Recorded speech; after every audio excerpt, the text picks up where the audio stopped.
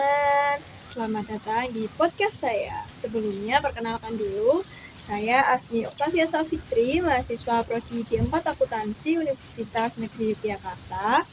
Senang sekali hari ini saya bisa menyapa teman-teman semua dalam sebuah ruang diskusi yang santai namun penuh makna.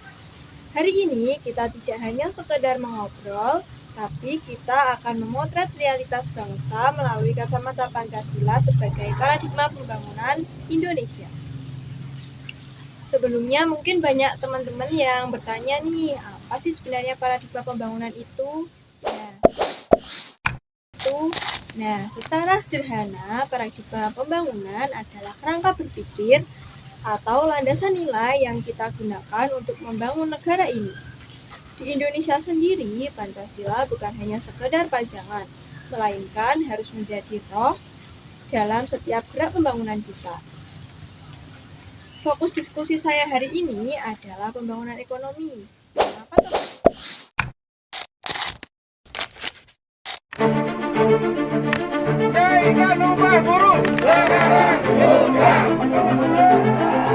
Kita bersama-sama menuntut kepada pemerintah Provinsi Daerah Istimewa Yogyakarta untuk menaikkan upah minimum 50% di Yogyakarta. Daerah Istimewa Yogyakarta masih menjadi provinsi dengan UMP terendah di Indonesia. Tahun 2025, besaran UMP ditetapkan sekitar 2,2 juta rupiah.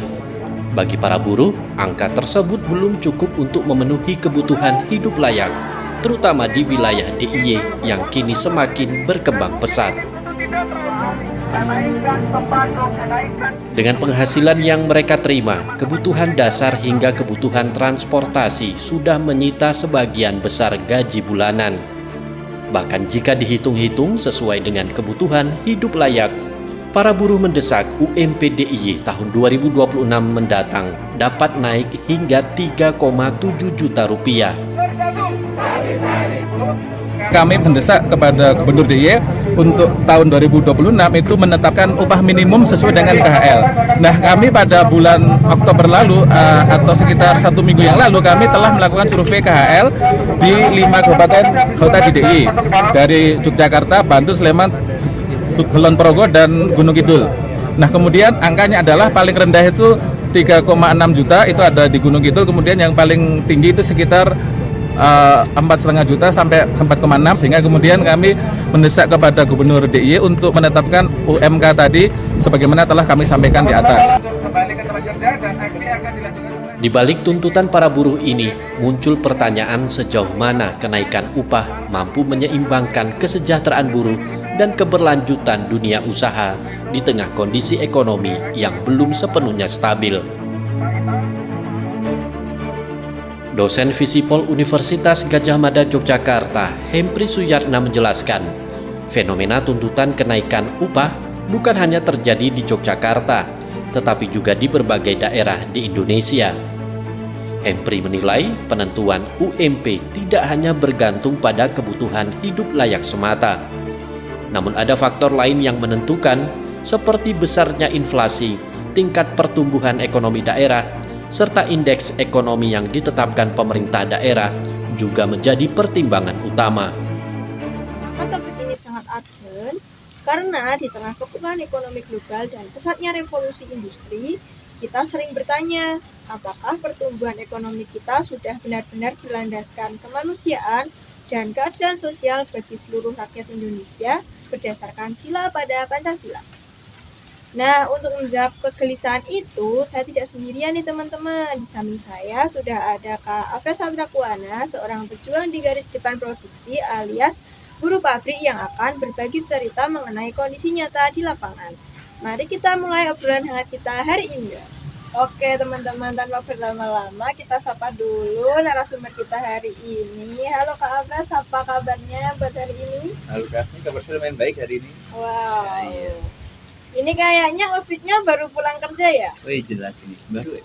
Oke, mungkin bisa diceritakan dulu terkait karirnya. Lulus sekolah tuh bisa langsung dapat kerja kah? Susah nggak sih dapat kerjanya? Terus hingga sampai saat ini gitu, mungkin bisa diceritakan. Baik, saya awali waktu SMK tuh saya nyambi part time selama 6 bulan di 2024 sampai 2025. Setelah lulus saya mencoba nyari pekerjaan, saya mencoba lamar di Cikarang tapi nggak ada yang ke ACC. Terus saya akhirnya bekerja sebentar di Lupa, bagian sales aksesoris HP selama 1 bulan pun tidak ada. Terus saya mencoba melamar Indomaret. Di Indomaret saya itu alhamdulillah keterima dan saya mengawali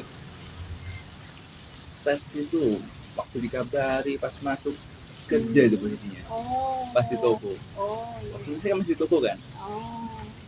Nah pas di toko itu saya malah mengikuti tes Indomaret dan alhamdulillah saya keterima. Dan sampai saat ini saya di sana sudah berjalan 8 bulan. Bisa dibilang karir saya itu tidak cukup bagus. Tapi alhamdulillah sampai saat ini. Ya, jadi itu bisa disimpulkan ya teman-teman, sejak Kak Afras ini sekolah itu udah nyambi part time, terus lulus pun nggak sebagus itu karirnya, langsung bagus, langsung terima kerja yang enak, terus harus berjuang dulu teman-teman lewat berjuang loker nih, terus selain itu juga lamar sana sini, berusaha juga. Jadi kita tahulah seberapa sulitnya cari kerja di Indonesia ini di zaman yang sudah sangat modern sekarang ini. Nah, lanjut kita akan bertanya tentang sistem kerja dan pengupahannya Kak Afras nih selama kerja di Indomaret. Gimana coba diceritakan? Kalau berbicara soal keadilan, sesuai Pancasila jujur, saya melihat masih belum sepenuhnya ideal. Memang ada standar seperti upah minimum, tapi dalam praktiknya masih banyak pekerja yang merasa penghasilannya belum cukup untuk memenuhi kebutuhan hidup secara layak. Oke. Jadi bisa dibilang sistemnya sudah ada, tetapi implementasinya masih perlu banyak perbaikan agar benar-benar mencerminkan keadilan sosial. Oh gitu. Oh, berarti sebenarnya tuh di pekerjaannya udah UMR ya Kak? Benar sekali. Oh, udah UMR teman-teman, cuman kayak ya masih belum mencukupi lah kebutuhan Benar. Afras ini karena kebutuhannya sangat banyak. Dan kita tahu juga UMR di Jogja ini sekisaran 2.500.000 yang dimana itu nggak setara dengan pengeluaran kita teman-teman. Kayak kita tuh pengeluarannya ya lebih dari itu kadang.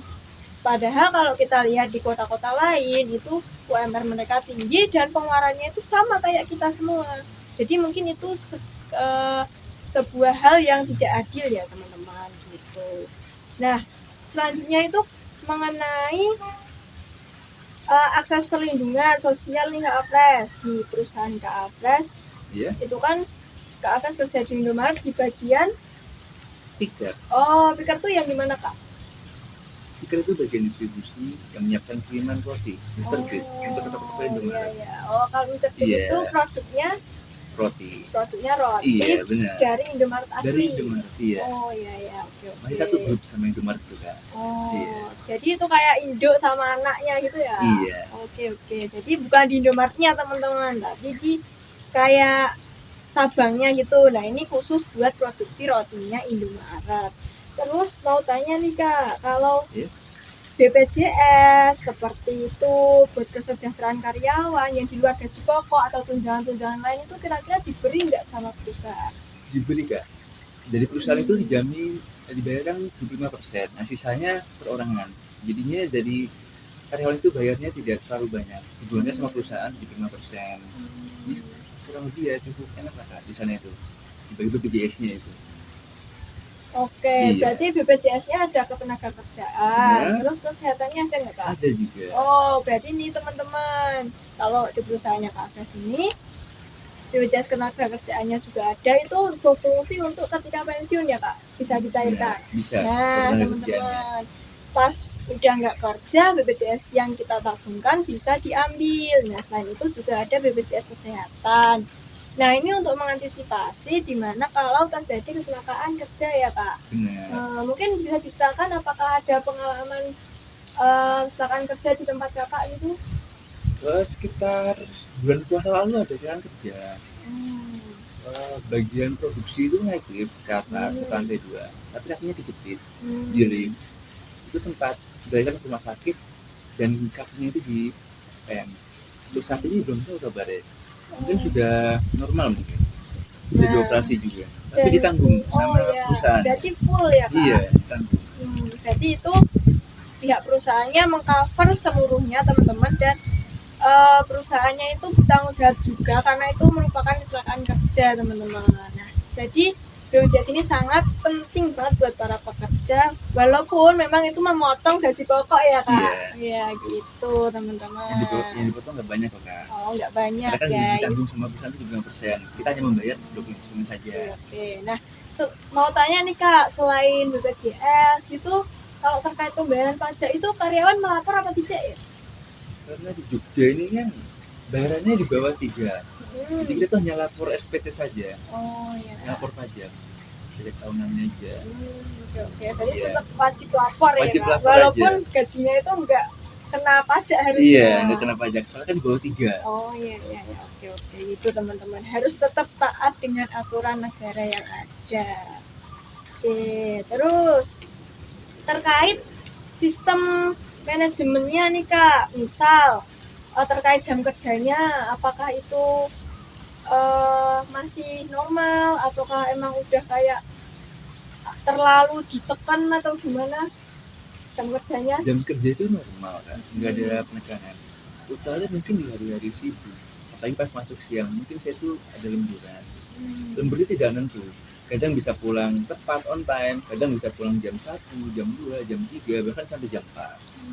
Oke. Kalau Lemburan tetap lemburnya, dibayar. oh, nah lemburnya tetap dibayar teman-teman, nggak cuman disuruh-suruh aja, tetap ada uang lemburnya. Tetap ada uang Oke, lemburnya. nah itu kalau misalnya nih ada target yang tinggi kayak pengiriman distribusinya tuh banyak dikejar target, nah itu pihak perusahaannya Kakak tuh kayak memberikan tekanan yang tinggi atau enggak sih? Tidak juga, ada tekanan tinggi. Oh, Iya. berarti tetap yang penting selesai Iya, gitu mungkin ya. selesai. Oke. Itu kadang ada pro kontranya. Oh. Kadang mungkin kalau itemnya belum ready, mungkin disuruh hapus, dan nggak menumpuk. Terus ada enggak sih Kak kayak yang kasus kekerasan atau bullying di kegiatan kerja dengan teman-teman gitu ada Tidak nggak? ada, Pak. Oh, Di sana nggak tuh ada. lingkungannya sehat. Oh, siap. Iya, jadi teman itu pada enak semua. Walaupun kita berbeda umur. Ada yang umur 19 lah, ada yang 20, 30, bahkan sampai ada yang 40. Nah, kita sana itu berteman dengan baik. Jadi Saling menghormati juga ya. Benar. Baik, berarti udah bagus banget, sangat menerapkan keadilan walaupun kita beda-beda usia tentunya, terus beda-beda agama juga teman-teman. Nah, ini sangat-sangat baik banget buat ditiru di lingkungan kerja yang sangat sehat, yang tentunya ini akan meningkatkan produktivitas kerja, terus ketelitian, jadi nggak akan mengganggu mental para pekerja, bisa fokus mengejar target yang ada gitu teman-teman. Nah, selanjutnya kan ini sekarang udah revolusi industri ya Kak, kayak makin maju lah perkembangan zaman, tentunya di perusahaan Kakak ini udah menggunakan mesin atau belum? Mesin itu belum, hanya di bagian packing aja. Iya, untuk picking itu masih menggunakan tenaga manusia. Oh, masih manual. Iya, berarti masih kayak angkut-angkutnya tetap manual, manual gitu ya. benar. Oke, berarti masih aman ya teman-teman buat sumber daya manusianya. Kalau misal nih suatu ketika besok udah perkembangan zaman yang pesat banget, terus tiba-tiba seluruh kegiatan kerjanya itu digantikan oleh robot atau teknologi. Nah, menurut Kak Alves itu gimana besok? Apakah Kak Alves itu ada rasa khawatir akan kehilangan pekerjaan atau gimana? Jujur, ada rasa khawatir. Karena dengan adanya mesin yang semakin canggih, beberapa pekerjaan manusia memang mulai tergantikan. Tapi di sisi lain juga, ini juga ada tanda bahwa kita harus siap berubah. Jadi bukan bahwa kita, jadi bukan hanya soal takut kehilangan pekerjaan, tapi juga bagaimana kita bisa tetap relevan di tengah perkembangan teknologi. Oke, berarti menurut Kak Afras nih, teknologi itu nggak seluruhnya buruk ya teman-teman, kayak masih bisa bersanding lah antara sumber daya manusia dan teknologi, di mana sumber daya manusia itu bisa tetap berkembang dan bahkan bertahan dengan memanfaatkan teknologi yang ada. Jadi teknologi itu nggak akan membunuh sumber daya manusia dalam mencari pekerjaan, karena bisa saling berdampingan dan berjalan selaras seperti itu teman-teman. Oke, nah kalau perusahaannya sendiri tuh sebenarnya ada nggak sih pengembangan skill atau pelatihan-pelatihan? Misalnya nih, pelatihan kerja, peningkatan kedisiplinan atau apa itu ada nggak di perusahaan? Untuk pelatihan ini masih belum merata kan? Oh, belum ada ya berarti? Belum ada. Berarti belum ada teman-teman. Nah, mungkin kita sudah sampai di penghujung kegiatan wawancara kita teman-teman. Nah, selanjutnya kita mungkin mau bertanya lah sedikit terkait inti dari segala pertanyaan tadi. Apakah di perusahaan Kak Afras ini sudah sangat adil dalam memperlakukan karyawan?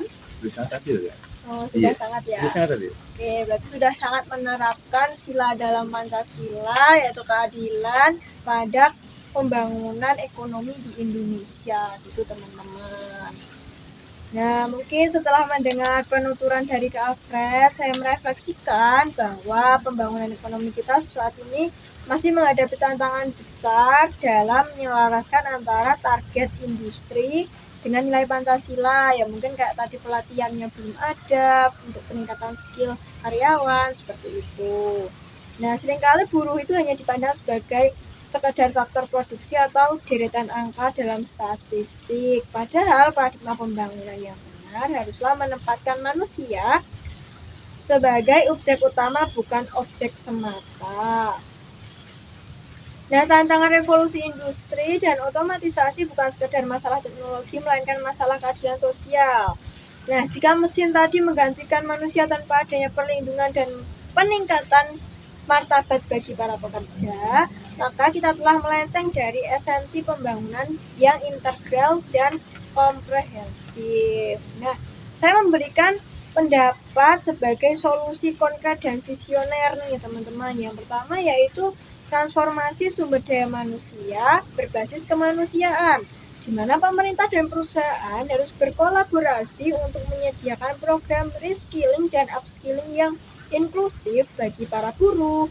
Pembangunan ekonomi tidak boleh meninggalkan mereka yang berada di garis depan produksi hanya karena perubahan zaman. Jadi teknologi ini nggak boleh meninggalkan apa yang sudah ada ya teman-teman, kayak sumber daya manusia. Nanti akan menimbulkan banyak PHK dan itu akan mempengaruhi ekonomi Indonesia semakin buruk tentunya.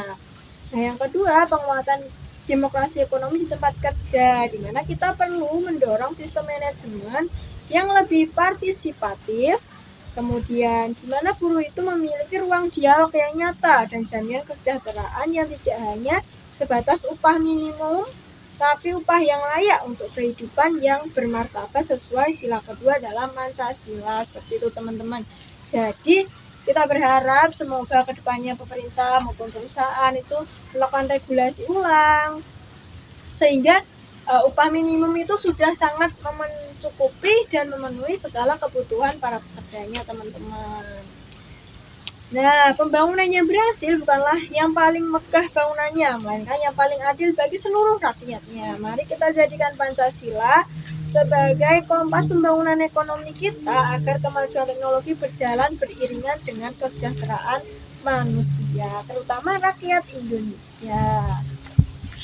Nah, mungkin terima kasih kepada Kak Afras yang sudah bersedia berbagi pada ruang cerita kita hari ini, mendengar langsung realitas dari lapangan, menyadarkan kita bahwa Pancasila bukan sekedar teks sejarah, melainkan harapan bagi jutaan orang yang menggantungkan hidupnya pada roda pembangunan ekonomi bangsa seperti Kak Afras. Tentunya melalui diskusi singkat ini kita belajar bahwa pembangunan yang sejati adalah pembangunan yang integral, komprehensif, dan solutif, yang tidak hanya mengejar pertumbuhan angka, tetapi juga menjunjung tinggi martabat kemanusiaan. Semoga refleksi dan solusi yang kita bahas tadi bisa menjadi pemantik bagi kita semua, khususnya generasi muda, untuk berpikir kritis demi kemajuan bangsa Indonesia. Baik, terima kasih. Saya Asli Oktavia Savitri, pamit undur diri. Terima kasih telah menonton video saya hingga akhir. Sampai jumpa di lain kesempatan, dan mari terus kawal pembangunan bangsa kita dengan nilai-nilai Pancasila yang telah ada, seperti itu. Terima kasih teman-teman. Sampai jumpa di lain kesempatan. Wassalamualaikum warahmatullahi wabarakatuh.